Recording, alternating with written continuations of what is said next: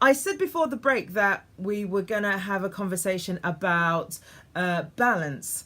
And so that's what we're going to talk about. And the interesting thing was, as always, I'd like to have a little look, see what the interweb is saying about these things. And I looked up balance. I Googled creating balance, and I Googled life balance. And whatever I put in, as soon as the word balance came into the picture, it was all...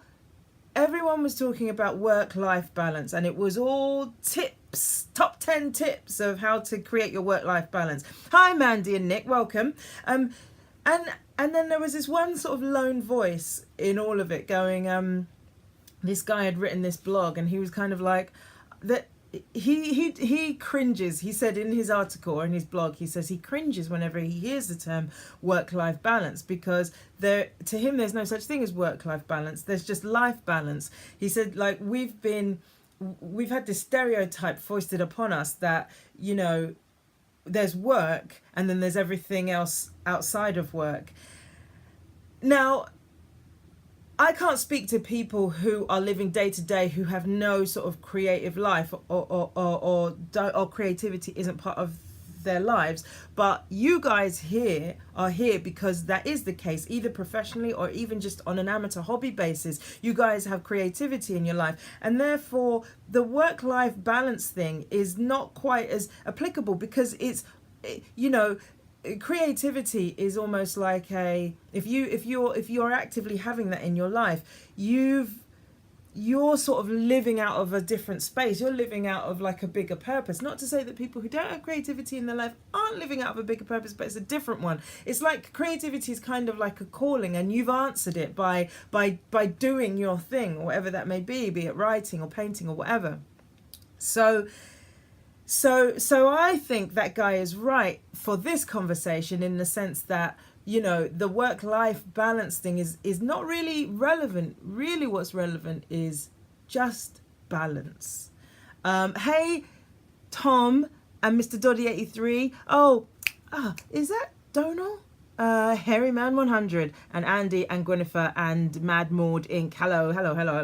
So I literally just got started, and I was just talking about how I found lots of articles about work-life balance on the internet, but like not a lot, you know. And the other thing was I noticed as well is they were all very prescriptive. They were all very, maybe because that's the paradigm that they were written into and written for, but they were all very 5 tips that you should do to create work-life balance, 10 top tips to create balance. You know, it was all very do this. And the thing is that you know, balance in each of our individual lives, or how to create it, is going to look different, because each of our individual lives is different. So if someone's saying you need to rest more, well, someone who's resting all the time probably doesn't need that advice. Do you know what I mean? So like, there's not a one size fits all way of creating balance. It's a constant work in progress. So that's what I want to talk about, is like where where to come from to create your bespoke balanced life, rather than these are the things that you should do to create balance.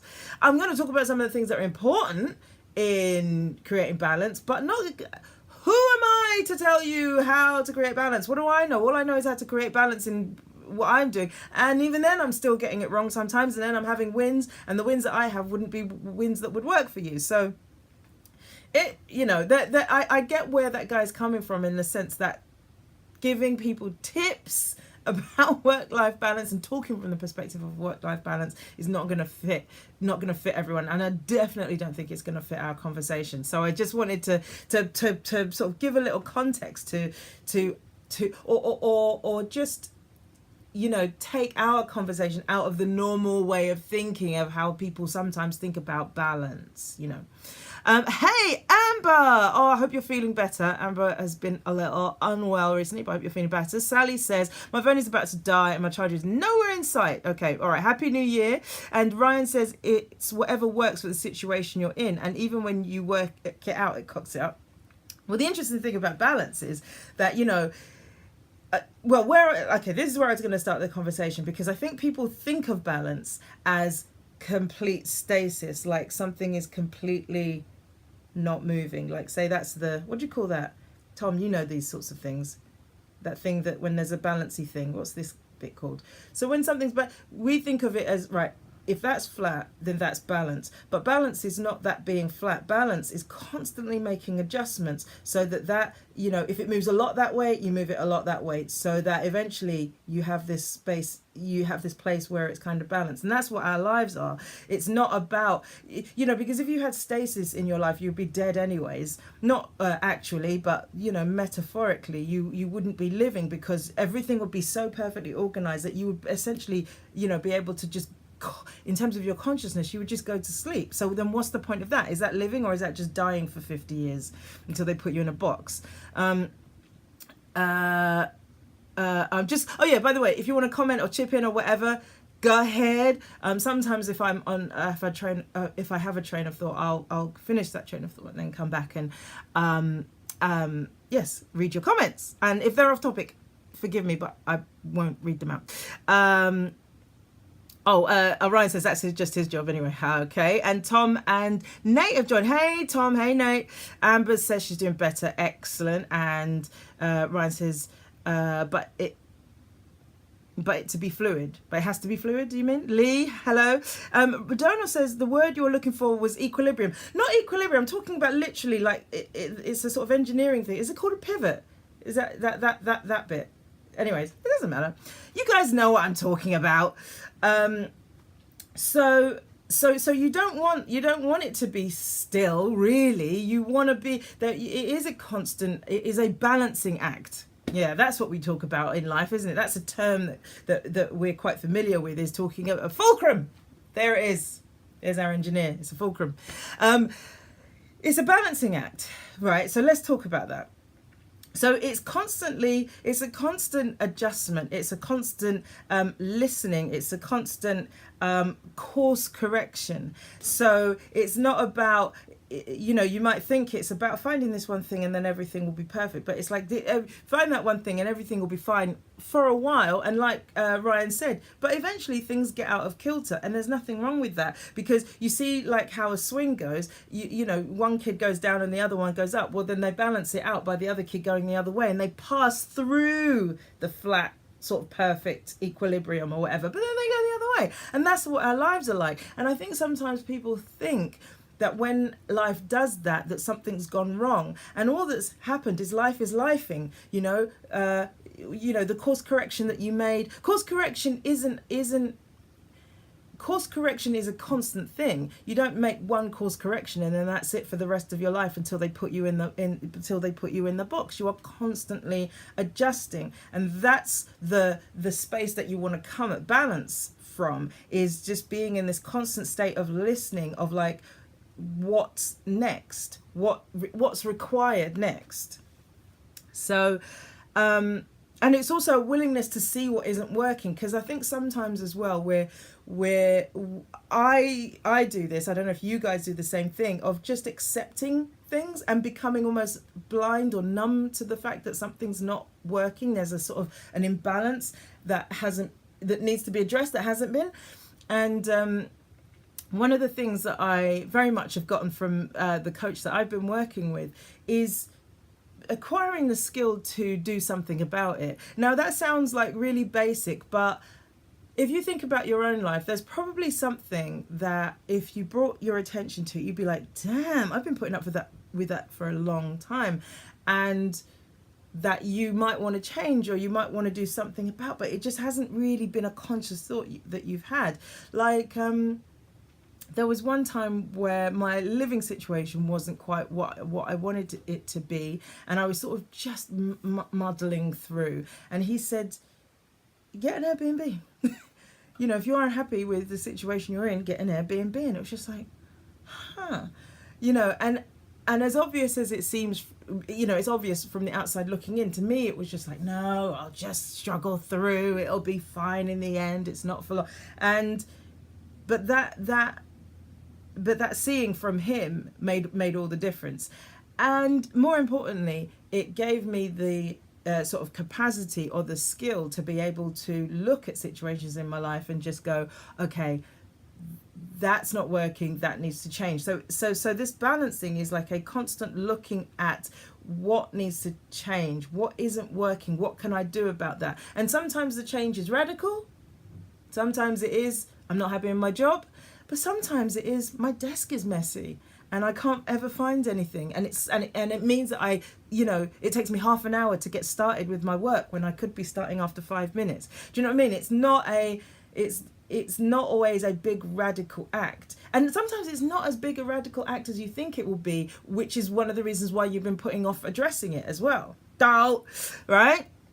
So Griffiths says, I've been putting up with Hull Kingston Rovers for quite some time. Maybe you need to make a radical change. Maybe you need to support Liverpool. Demolished Arsenal yesterday, didn't they? All right, so that's what I learned from my coach. So it's like looking at what's not working, what needs to change, and really having the courage to change it, or to put in motion how you can change it. Especially if it's making you unhappy as well. Because I was going to say, sometimes you could leave things. But if they're making you unhappy, at the end of the day, what is the point of putting up with it? And also when you recognize those things that aren't quite working, to change them with, is it wrong sport? Is it rugby? Oh, well, change sports, start following football. To observe those changes without self-scolding, because that's the other thing that we can end up doing, is we just go, why have I been putting up with that thing? And then we give ourselves a hard time, and that becomes another stress or another sort of difficulty that we're having to manage as well. So no self-scolding, and also get that the balance that you create, I mean, I've basically said this already, but it's an impermanent thing. So there's no place to get to called balance, where like it's this island that you're sort of onto the dry land of this island called balance, and there you will live happily ever after. I'm sorry to say, it ain't so. You'll get to this place where you've got balance, and then the tide will come in, and what looked like dry land will no longer be dry land. Oh, that was a good analogy. That actually makes sense to me. Okay. All right, so just going back to who's joined, Rido Boy 94. Ryan says, don't remind me, forever a gooner. Yeah. I just watched the news last night. I was like, whoa. Owen, all right. What sport is it, Griffiths? What? Who are Roy of the Rovers, or whatever you said? Lazy Eye, welcome back, and PC Lock 75, hi, and Mr. Rosenfeld. Very good. All right. Hello.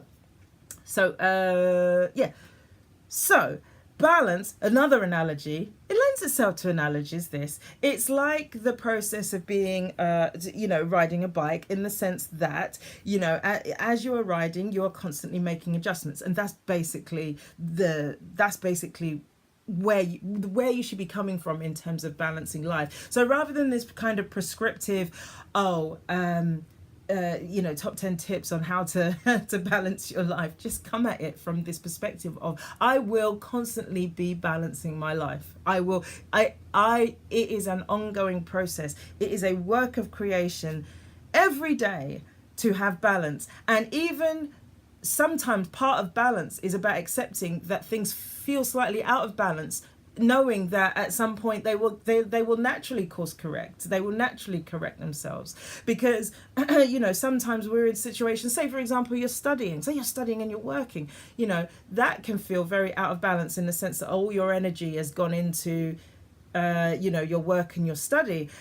But a natural balance comes about when you have the summer recess, or you have Christmas holidays or whatever, where you get that sort of quiet spell, and you get to sort of you naturally get given that space of rest and recuperation. So sometimes nothing needs to be done, and that's why this prescriptive thing doesn't really work, because sometimes balance is created naturally out of, sometimes balance is already inherently built into the plan that you've made for yourself.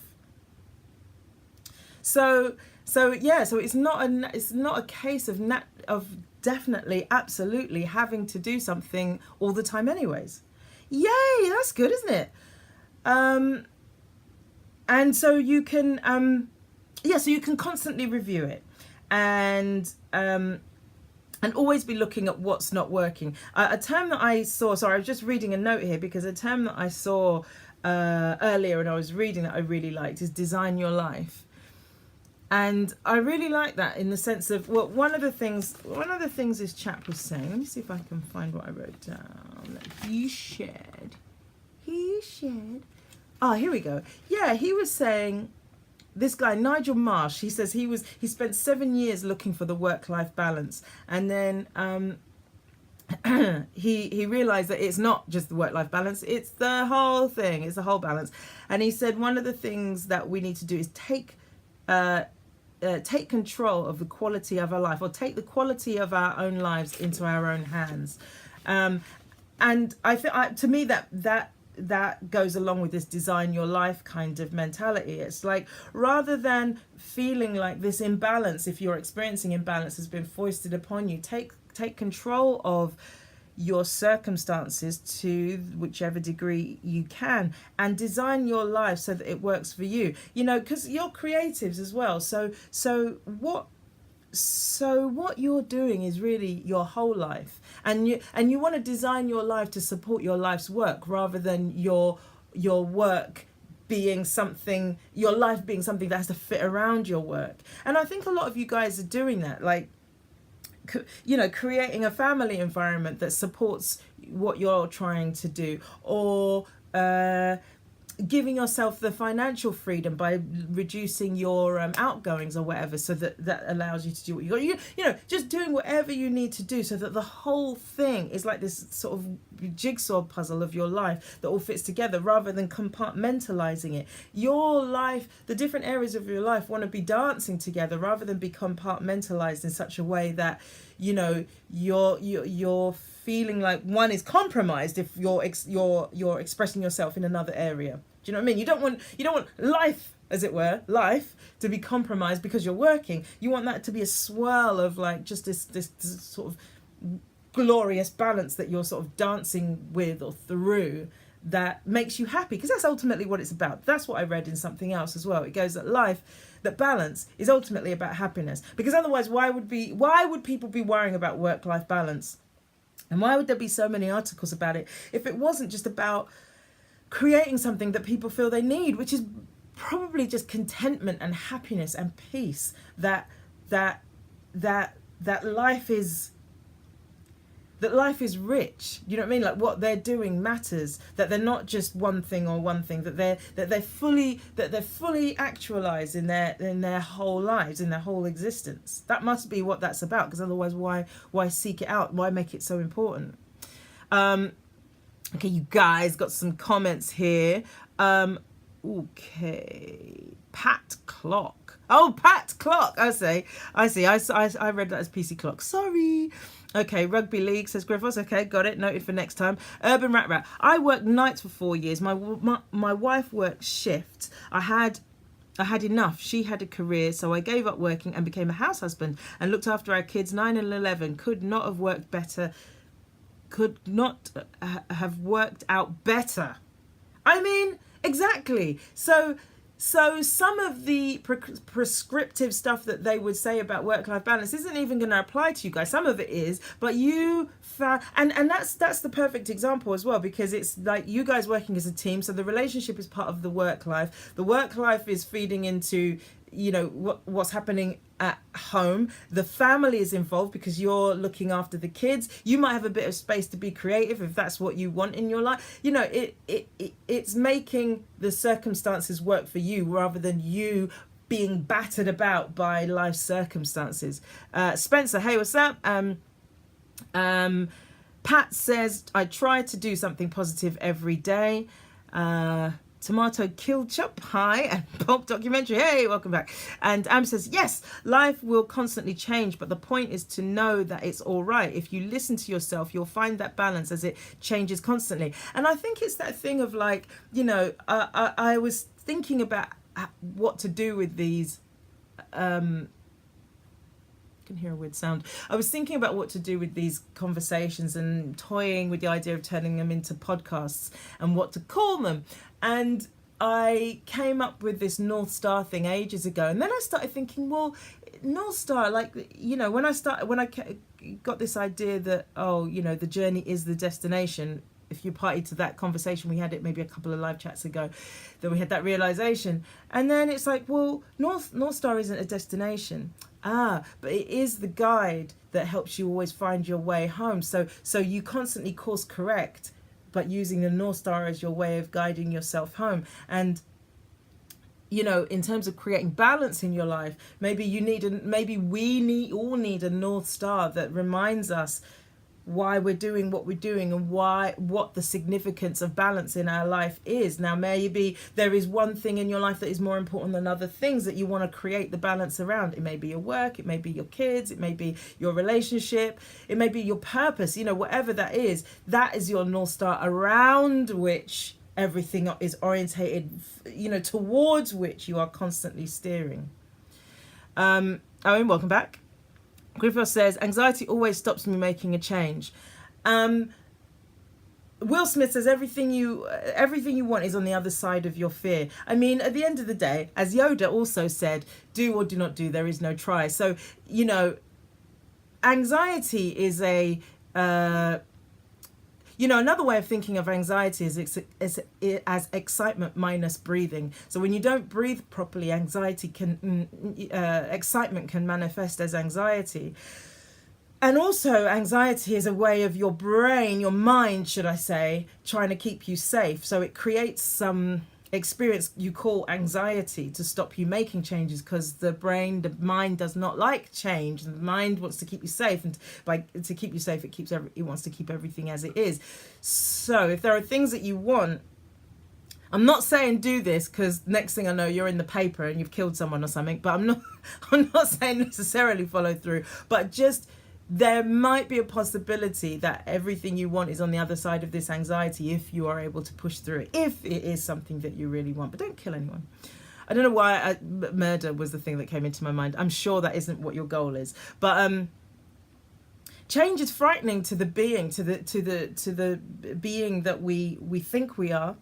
That's a conversation for another day. But change is frightening. However, change is what transforms lives. Change, because if there's no change in your life, all your life is a reimagining of what's already happened. Change is happening to us all the time anyways, but if we prevent change, if we consciously put the brakes on change happening in our lives, then our future just becomes a reimagined version of the past, rather than this exciting new possibility that could flower and open up in front of us. So there's no should about this, but it's an invitation, if that's what you're up for, is like, if there's a change that you want to make, maybe just go courageously into it. Because also courage is not about the absence of fear, it's about just doing it anyways, regardless of the fear that you're experiencing. So if there is something you want, maybe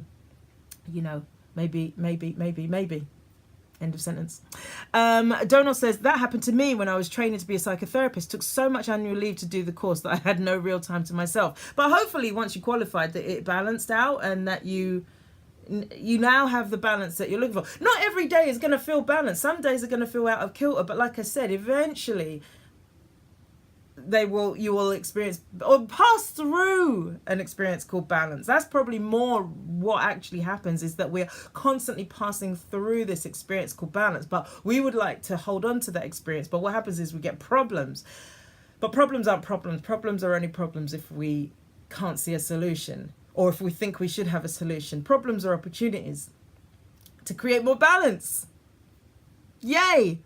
All right, what else? So Alistair's joined. Hey, Alistair. Mr. Rosenfeld says, thanks. Happy New Year to you. And Alistair says, more importantly, don't hurt me. I think that might be to Griffith's murdering that I've imposed on you, that you'd never even mentioned. Donald says, Matthew McConaughey has a great video online about balance, although he doesn't call it that. What he says about prioritizing what is important and removing things that we know are holding us back. That's all the same thing, isn't it? Like cleaning out the closet, what's not working, because that is an act of creating balance, isn't it? Is like cleaning stuff out. getting rid of what's no longer working. And I think the reason, one of the reasons I was thinking it would be quite good to do one of these before the end of the year is because of that very reason. It's just like you can't escape the narrative at this time of year around new beginnings and I'm going to do this and I'm going to do that. So we might as well harness that energy, and if there are things that we want to change and create a more satisfying experience of balance in our lives, then maybe now is the time to do that. Instead of being all about these, New Year's resolutions, which I ain't got time for.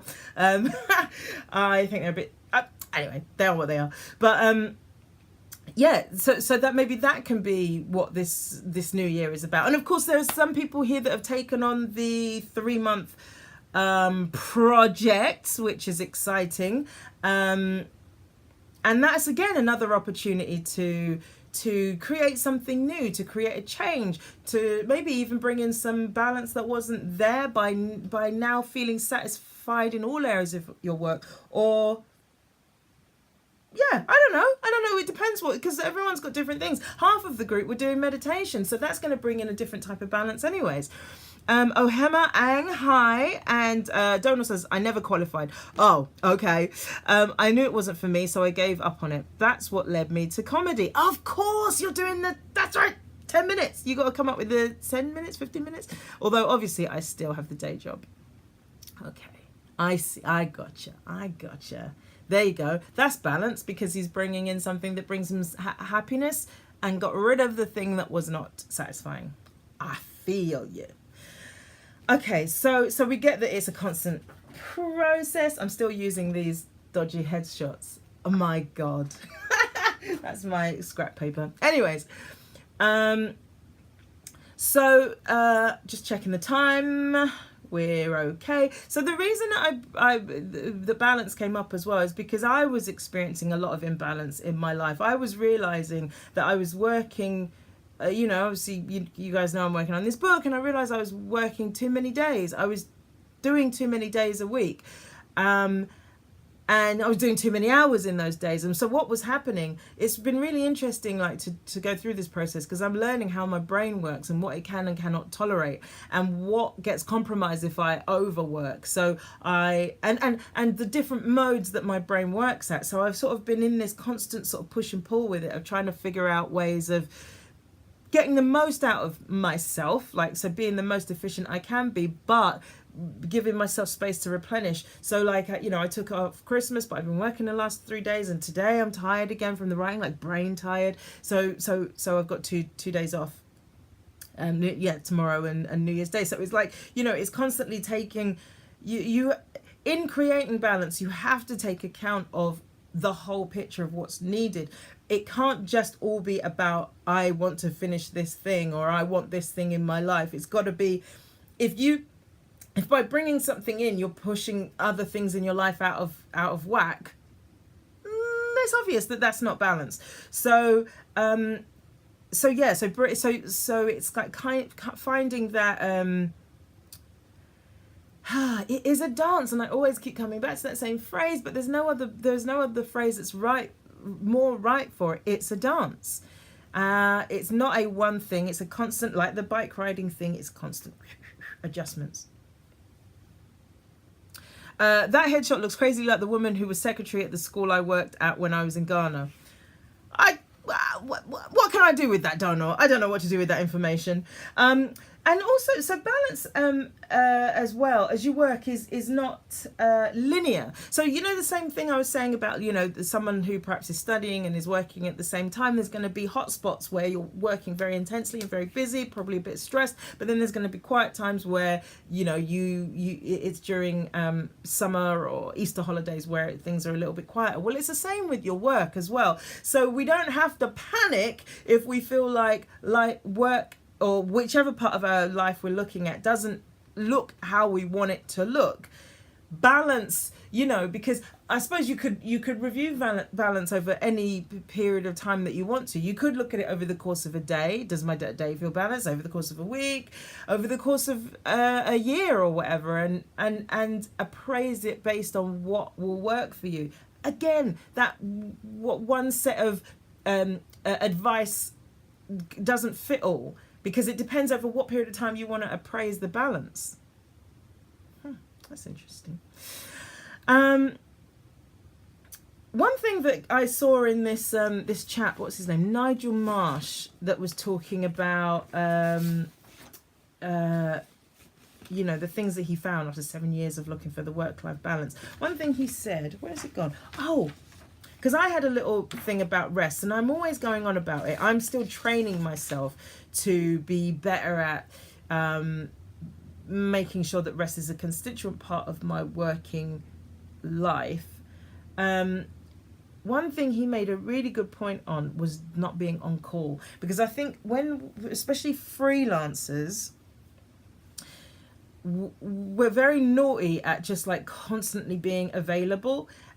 And what that does is it plants in the mind of the people that we work with, who maybe want access to us, that we are available all the time. And therefore, when we make ourselves unavailable because we're exhausted or something, they get frustrated with us. And rightly so, because we've set up this situation where we've basically implicitly said to them, contact me anytime and I will respond at any time. And I really respect people who, if you send them an email at like 7 o'clock, you hear from them in the morning. Because unless it's something that is urgent, obviously, that needs to be dealt with there and then, they've created their own boundaries. And that's what this guy is talking about. Create your boundaries. That's one way of having balance in your work life, or balance with the work that you're doing. Because like I say, freelancers, we're very naughty at just drawing down those lines and saying, or even just taking a break, even saying today is, and I've been having to train myself. Like, people have said, oh, can you meet up, or can you come and do this? And I've been really clear, no, today is a rest day. Rest day for me means doing nothing. So there's one of those, I try and have one of those every week, of just like nothing, not nothing, nothing, because I'm running around so much that if I don't stop, eventually I just get to the point where no matter how much I rest, I'm exhausted. So instead of, I've got this preventative thing going on. I also started doing this thing, and again, this is not telling you to do this, but this is what's been working for me, is I work out my whole diary. I work around these things. I make sure that I do something where I'm of service. I do something leisurely for me. I have social evenings. I put my workouts in. I put my meditation in because I've already started, because I think, why wait until, we start this project? And then I fit work around that. And I'll put my rest days in as well. I do half a day of work admin, half a day of personal admin as well, and then I fit work in around all of that, because that structure means that when I am working, I can completely relax into it and know that all I have to do is this work. Because the last thing you want when you're working is to have half a mind on shit, there's a stack of bills that need to be dealt with, or I have to respond to all these emails and I haven't got around to it, or the kids need to whatever, you know what I mean? You got to make sure that all those things are factored into what you're doing, because that's when people get out of whack, is when they are they've decided they're so set on a particular goal work-wise but they haven't accounted for what needs to be done in their sort of personal life, drawing a distinction that I said wasn't there at the beginning. But anyways, you get what I'm saying. And so balance is also making sure that everything's taken care of inside of all of that, and that work isn't taking away from those things. So, and also another sort of analogy that this whole scale thing that we had going on earlier, with the fulcrum and all the other things, pivots, is that if you're living at the end of the scales, i.e. if you're working really hard, then to balance it, you have to go way the other end. So if you're working really hard, maybe and the other end is defined by you, not by me, but it may look like you have to just sleep for a day. If you're, working on, on the oil rigs or something, which from what I understand is quite grueling work, and you work like long shifts and then you get shore leave. So then your balance might look like 2 days of sleeping, when you get back, and then whatever. But just be mindful of the fact that if you're living at the extreme ends of the scale, that, you know, some minor adjustment might not create the balance you're looking for, because you're living so extreme at the end that's creating the imbalance. So just another thought. I don't know if this will be useful. Maybe it will as just a graphical representation, but there's this thing called a wheel of life where you can basically just appraise where you're at. And I did this like NLP thingy, and he got us to do it, and it was actually quite useful. And so basically that you get this wheel, and on it it's split up into, I think, like 8 categories: family, money, fun, friends, health, career, love, spiritual. But they might be different things on different wheels. If you Google wheel of life, I think these things will just come up. So, but you could create your own one, and you basically grade them out of 10. Like how, in terms of your level of satisfaction with them. And then you grade it like, where would you like it to be, or what needs to be done to create balance. And sometimes it's quite useful to be able to look at that and just see like where things are at for you, that you're actually more satisfied with certain things than you thought you were, and you're less satisfied with certain things than you thought you were.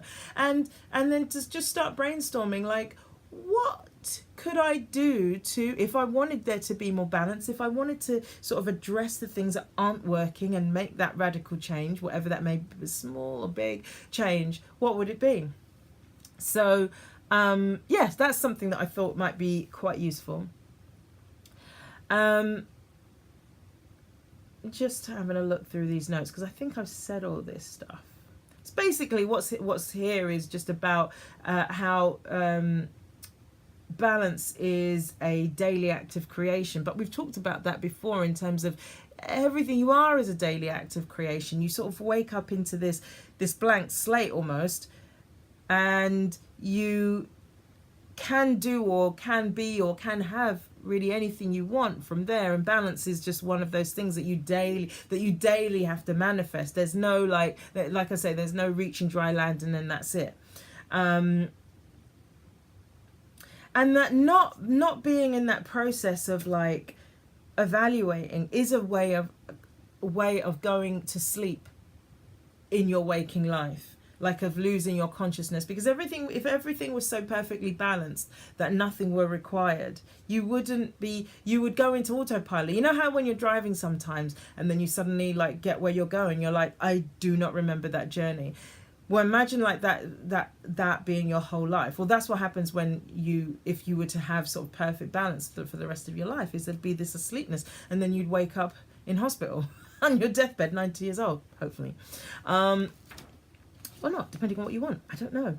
So, oh yeah, one other thing, just from this guy, Nigel Marsh, again, who was talking about, oh, hang on, let me come back to Donald. See, so he says is it Maslow or Maslow's, is that how it's pronounced? Anyways, hierarchy of needs applies here too. You can't make progress on things further up the pyramid until you have satisfied the first few levels.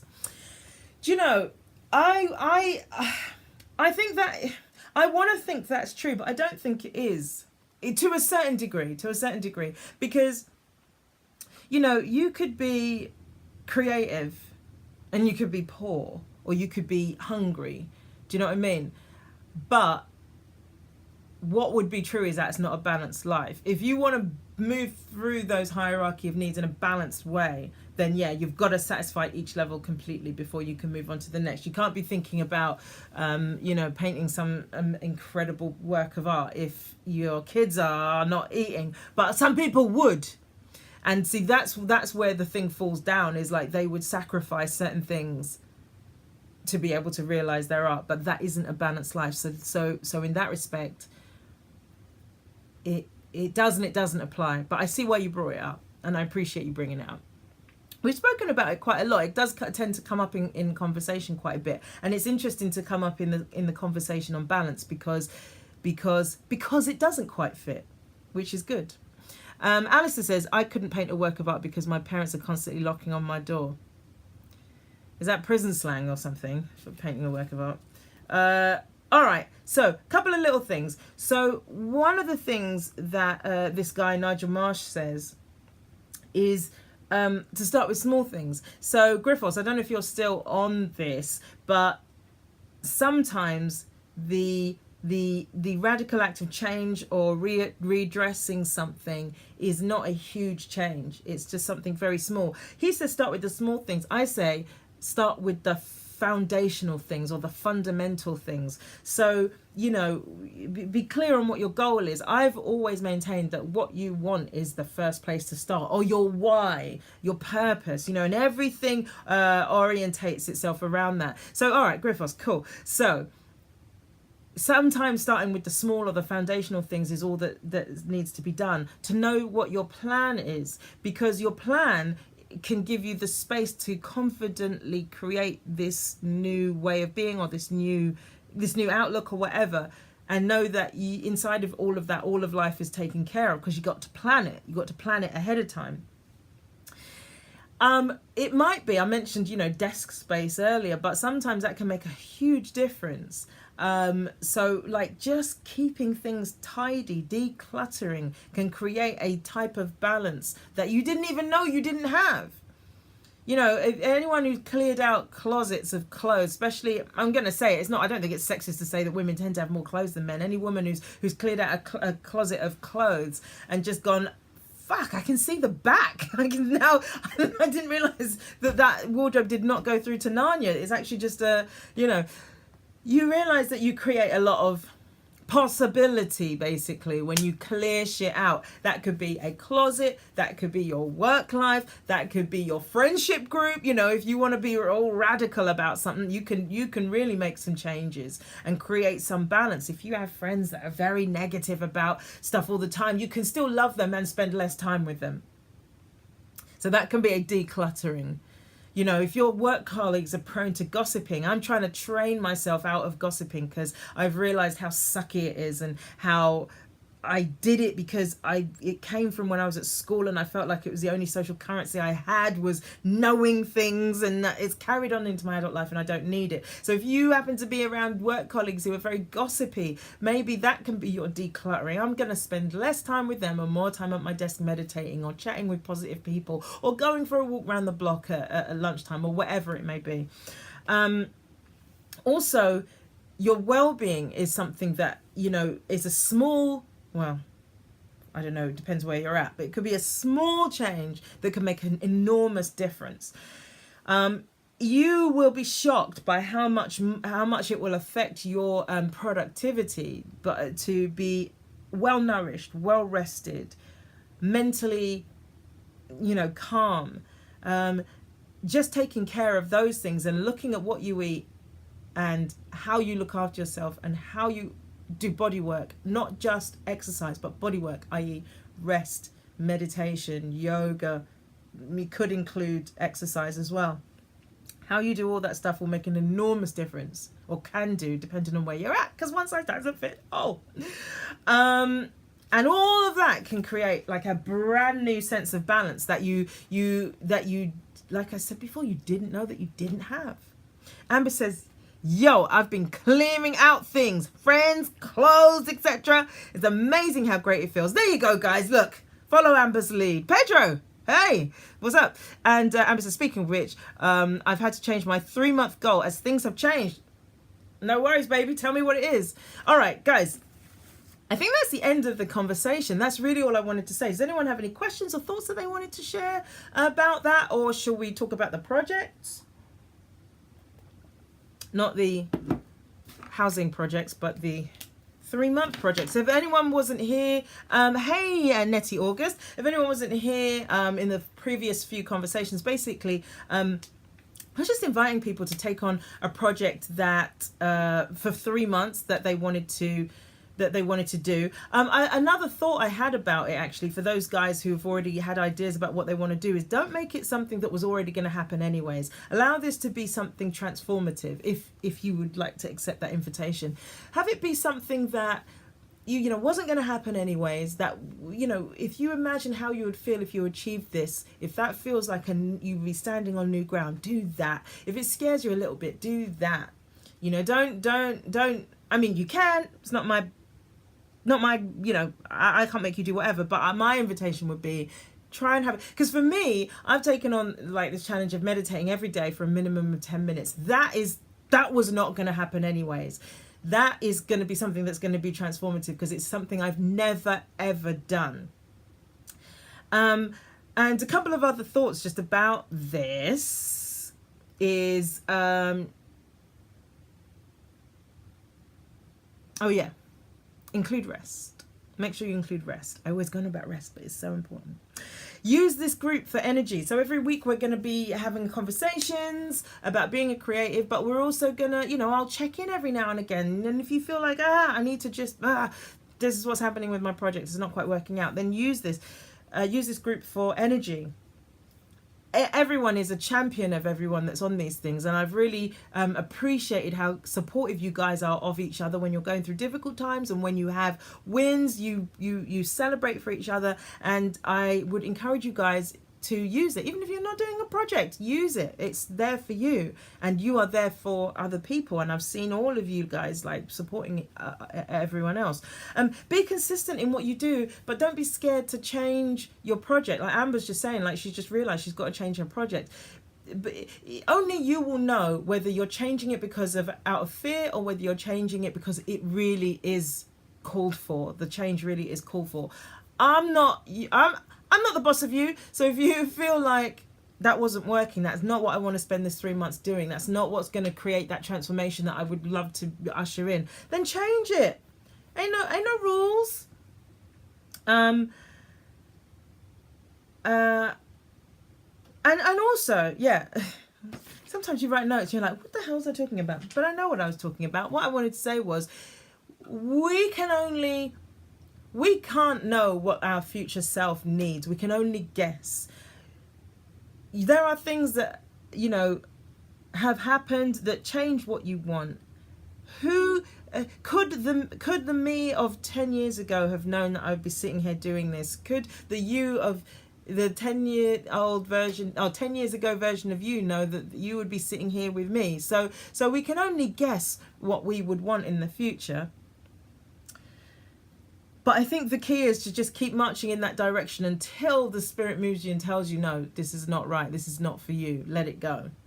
And if not, just keep going and just see what you can achieve in that 3 months. You know, people say sometimes that we overestimate what we can achieve in a year, but we underestimate what we can achieve in 5 years. But I think that is sort of applicable to what we're doing here. I think we underestimate what we're capable of doing if we're consistently on something for 3 months, if we keep at it. I think we can do something awesome. Great. All right. So guys, does anyone have anything they want to add? Any questions? Anything? Anyone want to declare a project that they would like to do? It doesn't have to be a complete project. So like, say, for example, if you're a screenwriter, you don't have to write a whole script in 3 months. You could say, I'm going to outline a series of episodes, or I'm going to do a first draft of something, or, you know, it can be a chunk, but just measurable. Make sure it's measurable. And I think everybody, bar one, everybody managed to make their goals or their projects nice and measurable, so that we can say, yay, you did it. Or, okay, so what didn't work, but what can we do? What did work, or what can you do for next time? Yeah? All right, so Amber says, I'm working towards getting 2 paid voiceover jobs within 3 months. I've started with getting my professional demo recorded. I love it. 2 paid voiceover jobs. Great. Excellent. I'm here for that. And you've got a cute voice, actually. I remember now. And Alistair says, I hope to lose 2 stone in 6 months. So let me help you out with that one if you want to take on this project. I would reword that. Well, first of all, it's for 3 months. So you can have your 6-month goal, but in the context of this, it will be 3 months. So do you think you would lose, and let's take the hope out of it, because that makes it like it's outside of your control, and it isn't. You will lose a stone in 3 months. How does that feel, Alistair? Anyone else got any ones that they want to add? Okay, so Nettie is gonna, I should write these down. Okay, so excellent, Alistair. So 1 stone, 14 pounds, but in 3 months. And then Nettie is going to, so Nettie, either do or do not do. There is no trying. So you're going to finish finish this draft of your next book. So are you currently writing it, or are you about to, where are you at with it? Finish next draft of book. I've got a list of these. I think there's about 16 now. People doing projects, including myself. Varushka, hi, welcome back. Yeah, I mean, let's take the hope and the try and the da out of it. It just is. You're gonna do it, and if you don't, then you didn't. But then we'll cross that bridge when we get there. So you're gonna finish that draft. Just make sure that you have plenty of rest days, that you account for the rest of your life, that you have a balance between how much you're working and how much you're taking care of everything else in your life that needs to be taken care of. And you will do this. And you have the energy of the group. Drop in whenever you need to. By the way, guys, don't feel any obligation to be here for these or not. Drop in as you need to. I'm gonna carry on these conversations until until we've done 50. That was my goal. It's sort of almost an arbitrary number, but I was thinking one a week with a couple of weeks off, so that there's 50 conversations, and then who knows from there. Previous ones are all on YouTube if you want to watch them, if there's a particular topic that you want to look at. Otherwise, guys, that's the end of it for this week. Thank you so much for being here. We finished a little bit early, but hang on. Also, Donald says I am going to change my 10-minute set to a 30-minute set, because to be honest, I could probably do a 10-minute set as it is. All right. So that's what I'm talking about. So that was 10 minutes was something that was going to happen anyway. 30 was not. So 30 minutes. Are you going to be able to get somewhere booked in the next 3 months? I'm sure you are, to do a 30. 30s are a bit harder to come by though, aren't they? But like, I'm sure you'll figure it out. Maybe a mirth control gig or something. Anyway, I'll leave that to you. Okay, guys. Look, enjoy your Sundays. Have a wonderful New Year's Eve celebration. Wherever you are. And listen, we're going to be doing this all again next week, and don't know what the topic's going to be. If you've got suggestions, always feel free to DM me. I sometimes amalgamate suggestions rather than just go for one, because I can't quite see my way through, or I don't know enough about it, to be honest. That happens. But I'll be here next week, and hopefully I will see you guys too. Donald says, doesn't mean I have to do a 30-minute set, but I have 30 minutes ready. Fair enough. Varushka says, I have a project for 2019 because you gave me inspiration. Thank you. Awesome. Well, listen, girl, you tell us what it is when you're ready. You can ping me a message or whatever, and I'll add you to the list. There's so many. I'm so excited. Happy New Year. Oh, Tom says, Happy New Year all. And Mad Fat had just joined. Varushka says, thanks. Greetings from Chile, from a Venezuelan. Lol. Lol. And Amber says, sweet deals. You have a great New Year's as well. See you later. All right, guys. Listen, I will see you on the other side. Have a wonderful New Year's Eve, and I will see you in 2019. Bye.